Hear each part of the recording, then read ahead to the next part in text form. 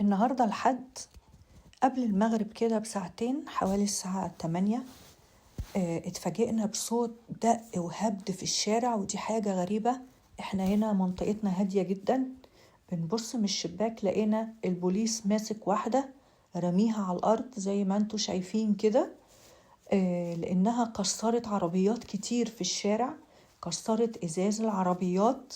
واتفاجئنا بعد كده إن هي بآلة حادة ضربت العجل بتاع العربيات كلها.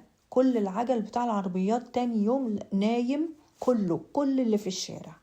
البوليس مسكها في الوقت المناسب، بس ما نعرفش لحد دلوقتي هي عملت كده ليه. شايفين الإزاز متكسر زي ما حضراتكم شايفين. البوليس وصل حاصر المنطقة عشان يشوف إذا في حد تاني، ومسكوها على الأرض وهي كانت بتهرب.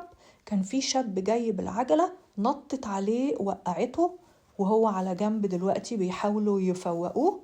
لحد دلوقتي مش عارفين هي عملت كده ليه، ودي يعني حاجة غريبة أول مرة أسمع عنها في عندي هنا بصراحة.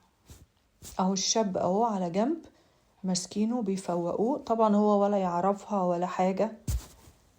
فدي حاجة غريبة، ممكن تكون ما كانتش في وعيها، بس اللي في عربية بالذات إن هي كسرتها جامد قوي، يمكن تكون تعرف صاحبها.